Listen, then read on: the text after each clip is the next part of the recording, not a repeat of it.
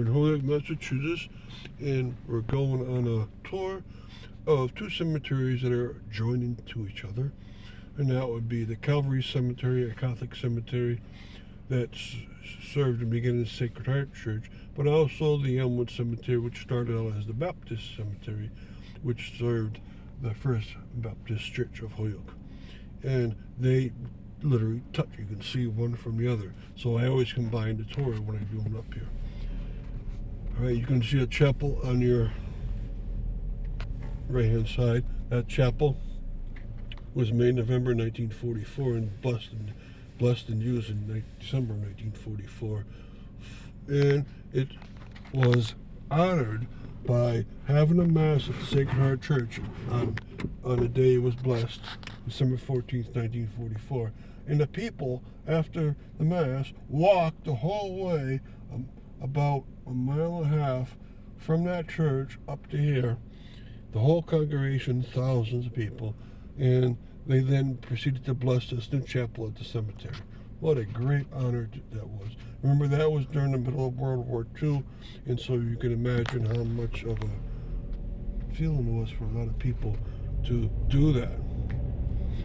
Now in front of us, first of all, to our right, there's a statue and a big bronze plaque on the William Davitt gravestone. He died on the last day of World War I, November 11th, 1918, and he died in the last hour of that war by a sniper shot. And he was a chaplain. That means a priest that becomes an officer and then serves during the war. And his body was first buried in France, but later, a few years afterwards, they brought his body back here to be buried with his parents. The Davitt Bridge in Chicopee is named after him because his teenage years were spent in Chicopee.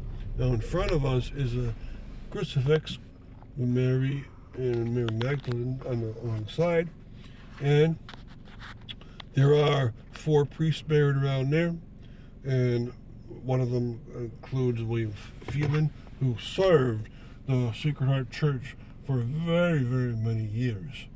And so this is a very sacred plot. It always is when you see a priest circle, because you can imagine the great amount of sacrifice these priests had to make. And this cemetery was not only for Sacred Heart Church, it was also for Blessed Sacrament Church, and it was also for their Holy Rosary Church, which used to exist. Now, that one doesn't exist anymore, it's taken down, but the other two still exist. And inside of here are buried, 3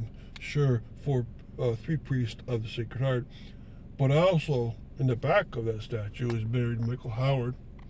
And Michael Howard was the first priest, pastor, and the founder of the Holy Rosary Church. When he died, he was buried alongside his church, like his tradition for the founders pre-1900 to be buried with their church. But the church was taken down in the year 1975, and when it was taken down, his body was exhumed and buried here in a different position. So the priest from Sacred Heart are in front, and that one priest from Holy Rosary is in the back of this section. So it's quite worthwhile. And every one of these stops I have to a great extent on my web page. So you can see about 8 videos, 4 in this cemetery and 4 in Elmwood. And so you get a great sense of what this whole cemetery is about. So now we're going to take a tour around here. And you can see it snowed this morning, but it's still passable. And you can see the very many stones that are inside of here. Lots of Irish names, because those 3 churches I just listed are all Irish. And you can also see along the right-hand side the back of the Elmwood Baptist Cemetery. So we'll be in there in about 5 minutes. And I had a physical tour here with people, and I also was here for a burial 5 years ago when I buried my friend.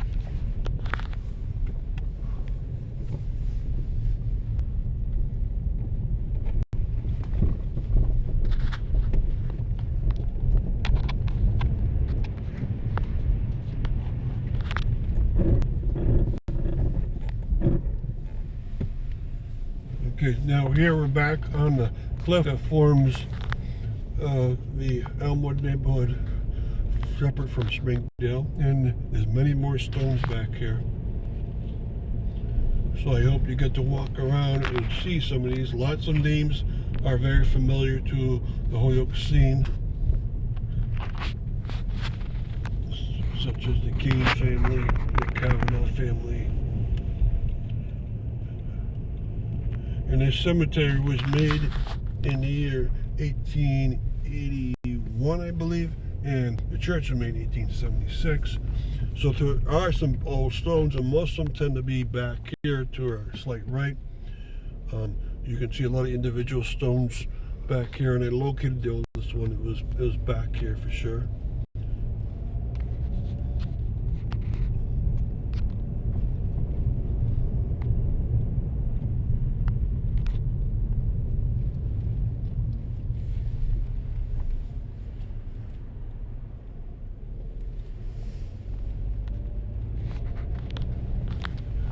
Okay, and large family stones from a long time ago are to the left side of the cemetery. And you can see many of them around here. These are the oldest family ones. The Quinn family, Marathi family, Martin family.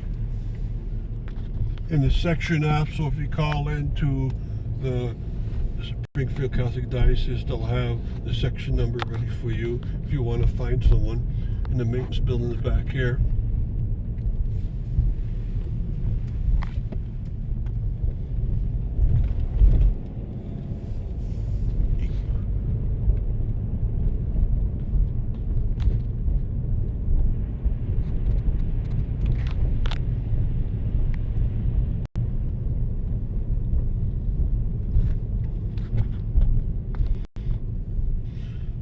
Okay, and in front of us now is a gorgeous statue form gravestone.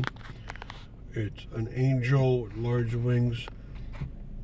It's for one family, and that family was the McCarthy family.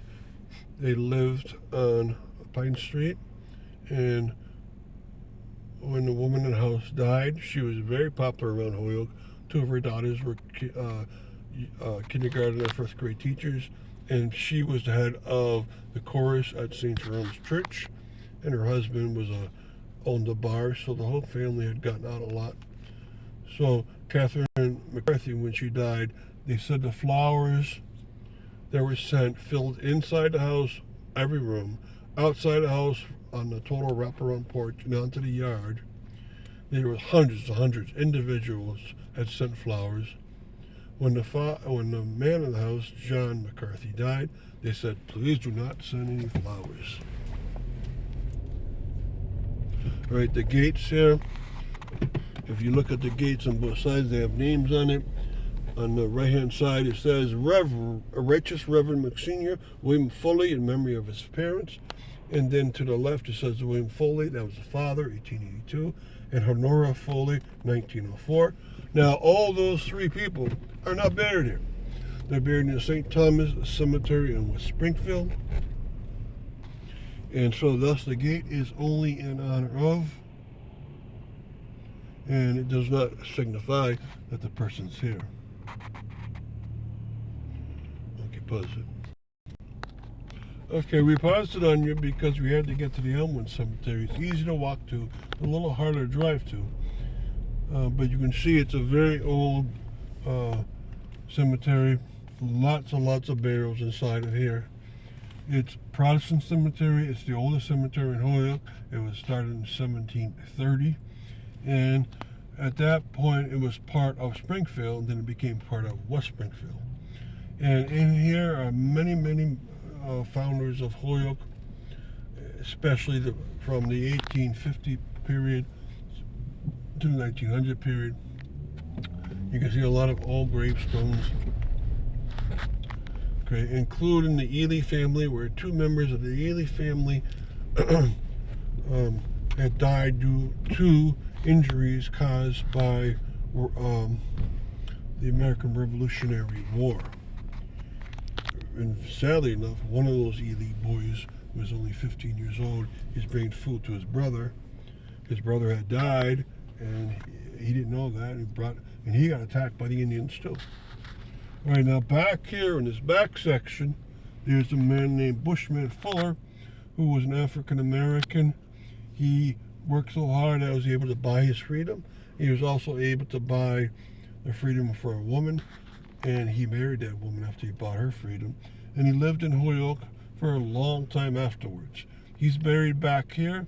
It's known that he's buried out of year order, chronological order, and that's a sign.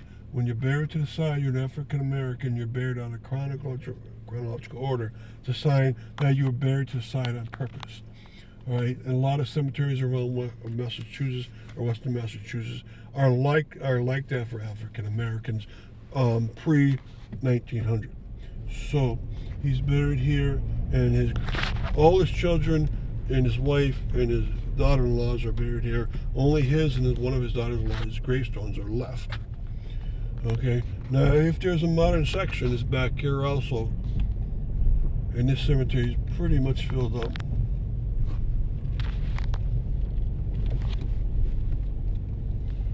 Okay, and there's only one road in the cemetery.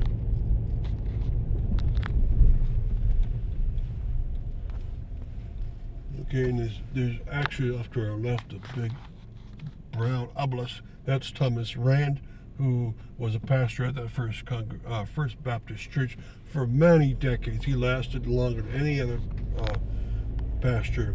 And also over here is a burial for Lawson Long with his son, Lawson Long Jr. They were the first doctors in Holyoke, and they helped during, for instance, the cholera pandemic of 1848. Okay, and there's a lot of other really nice burials to read about. There's about 30 veterans of the American Revolutionary War inside of there, including the two brothers that died. And if you walk around, you'll see a lot of old veteran stones, including one more man, Elijah Chapin, who died from a war called the French and Indian War, the fourth rendition of it. And his stones said he was killed by the Indians. Okay, and he's the only person from that war, from Holyoke, that was killed. Okay, so thank you for coming on this tour. We're now out of the cemetery.